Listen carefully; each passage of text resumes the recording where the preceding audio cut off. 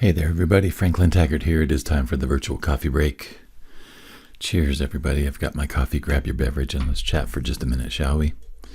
Had some really lovely support come through the other day when I was talking a little bit about the depression that I was feeling toward the end of the year and coming into this new year. And I wanted to just say thank you to the folks who sent the encouragement that they did, and a lot of folks sending empathy along with sympathy for going through that, and I appreciate that very deeply, very much. So, but I wanted to just kind of give a little bit of an update and talk a little bit about. I had mentioned that one of the things that I do when I go into those low, particularly the seasonal lows, one of the things that I find very helpful is to kind of immerse myself in good stories. And one of the things that provides for me is a very non-threatening way to connect with humans without actually having to interact with humans. So, and when you're depressed, I think it's kind of difficult to make those kinds of connections anyway. But the other thing that I wanted to mention was that I was able to reach out to a couple of people and just say, hey, this is something I'm going through, and I don't need you to fix it, but I appreciate you just hearing me out. And they were more than happy to give me their ear and their shoulder for a little while, and that made a huge difference. And one of the things that I've come to believe is that connection is the thing that's missing for me when the depression really sets in. As someone who works alone and someone who loves working alone, one of the things that I have to guard against is isolation. And I think toward the end of the year, especially when my wife had to go and tend to some family concerns, I started to feel a little bit isolated, and friends were out of town and all that kind of stuff. And I didn't really pay attention to it at the time, but that's a big part of what was going on. So to those friends who reached out and those friends who gave me a place and a time to connect with them, again, that is very much appreciated. I also wanted to talk a little bit about some of the things that happen mindset-wise when I'm in that low state. Now, I've done a lot of studying about the relationship between mindset and emotion, and I honestly don't know about the chicken and the egg relationship between thought and emotion. There are some people that say that thought comes first, and there are other people that say emotion comes first. And I actually believe that they both come simultaneously. And there's not much that I can do to control how they land. They just they show up. But one of the things that's really interesting is that one of the patterns that I've noticed when I go into a depressed state is that I feel very often I have a tendency to be able to create wonderful catastrophes in my imagination. And I focus on those catastrophes, and that catastrophic thinking is something that ultimately leads me to a feeling of powerlessness. And that powerlessness ultimately leads to a sense of, futility, and that feeds the depression. And sometimes, even for momentary lapses, I go into a kind of a despairing place. And again, I'm not looking to fix that. I'm just looking at that as kind of a feature of life that comes up from time to time. But one of the things I wanted to mention today is that another activity that I have found very helpful is to come back around and think about things that I've wanted to do in the past, or things that maybe I've started and are left undone. Because one of the things that I think is really interesting for me in the depression that I face, a lot of times it has to do with feeling like that I haven't accomplished enough, or I haven't accomplished what I set out to accomplish. And I think it's important for me to go back into those things and really kind of tease out what's important about them. So the last couple of days, I've really been inspired to think more about what are the things that I've always wanted to do but haven't done yet? What are the things that I've been either putting off because I couldn't afford them, or because I didn't have the time to do them, or because I had other responsibilities that were more priority at the time, all of those kinds of things. And so one of the things that's been kind of fun is that the last few days, I've really had to look at, are these things still, do these things still carry any weight for me?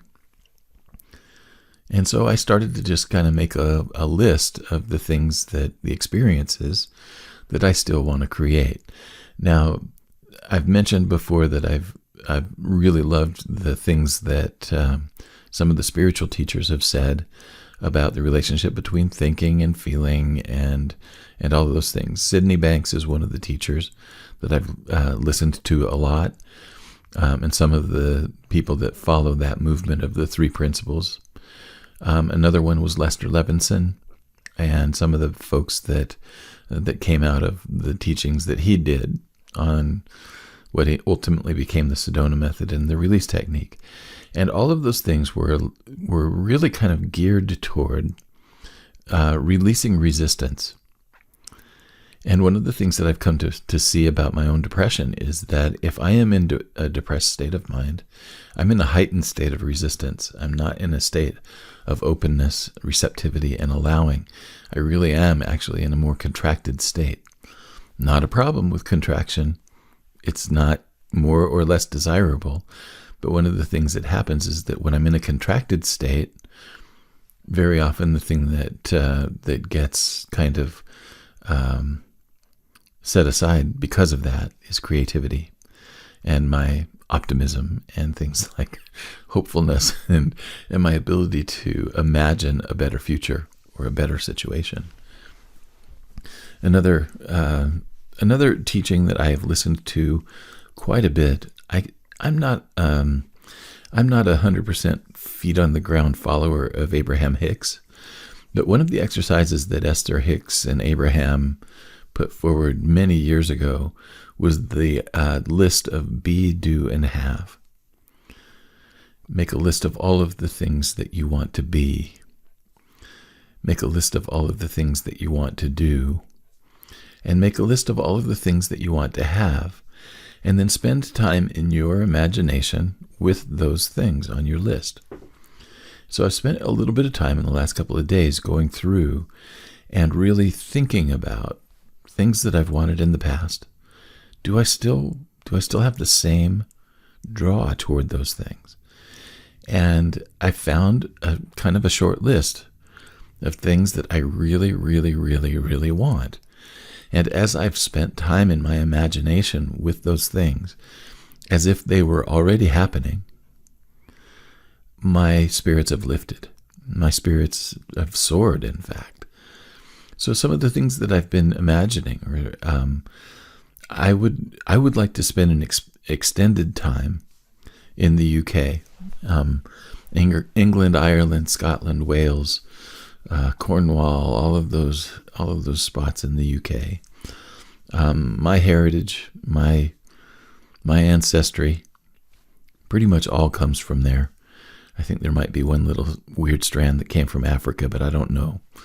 I haven't done my 23andMe yet. But I do know that I have a real strong emotional kinship and a real strong bond to all things that are British, Scottish, Irish, Welsh. I want to spend a year over there and actually just immerse myself in everything that I can experience there. I have a wonderful friend who lives in Wimbledon, and I'm not a tennis fan at all, but I want to go to Wimbledon with this friend just simply because I kind of want to experience her experience of it, because she is such a fanatic and gets such joy out of the thing. And my friend Jim and I talked about taking a month and going to just one Irish pub after another and going from musical session to musical session. There are a whole list of Irish musicians that I want to meet in person and hear in person, and not necessarily in a big concert hall, but actually in a pub somewhere. And in Scotland, I just want to, there's some musicians that I really love there. And I have some old friends that I haven't seen in decades now that have relocated or repatriated back to Ireland and Scotland and England. That's really at the top of my list. I really want to spend an extended amount of time there. Another thing that made it to my list was my son is getting ready to graduate high school next year. And one of the things that I would like to give him as a graduation gift is I want to take him on a heavy metal cruise. I don't want to do a heavy metal festival. I've kind of come to the conclusion that may be, something that would end my life early. But I think it would be fun to go on a heavy metal cruise because you get a chance to actually meet the bands. You get a chance to actually, kind of be close up with the different people that are involved in them. And I think that would be an experience that both he and I would just totally get a big charge out of. Now, the other thing that I've got on my list is something that's actually kind of new, but it came out of something that Monica and I did this year. We watched the Stanley Tucci Italy series on CNN. And oh my gosh, what a delightful program that was. But my wife is Italian, and I think it would be fun for us to go ahead and retrace Stanley Tucci's steps and go to all of the 21 regions of Italy that he visited and see the same kinds of places that he went. And so I've added that one to my list as well. And then finally, as far as my own aspiration, my own creative aspiration, this is another one that's kind of out of left field for me because I don't fancy myself as much of a writer. But I would love to have a New York Times bestseller, and I'd like to be a New York Times best-selling author. Now, I know that doesn't necessarily mean the same thing that it once did, but there's something about that just feels resonant. It feels good to think about, and it feels good. It feels good to imagine that unfolding, both not only the end result, but the process of getting there. So those are some things that are coming up on my list of things that I'm imagining, and they are lifting my spirits. So one of the things that I found is that if I am in that depressed state, like I said, I have to get through it. And it's not necessarily easy to get into these, imaginary places when I'm in the lowest of lows. Again, I'm prone to catastrophizing. I can see the worst details about the future when I'm in that low place. And I can feel like a victim when I'm in that low place. And what's really fun is that right now I feel empowered. I don't feel like a victim at all. I feel supercharged, and I feel like all of these things that I've allowed myself to imagine, all of them are possible. And that is an empowering thing. And that is something that lifts me out of those low, depressed places.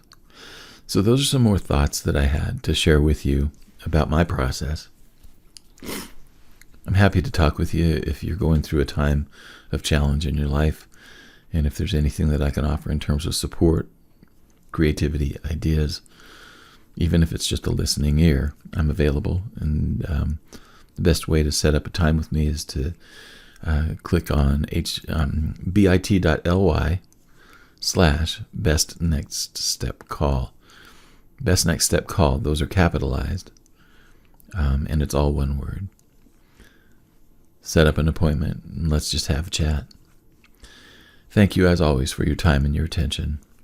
And again, your support has been fantastic, so thanks for that as well. And I'll be back again soon with another coffee break. So long.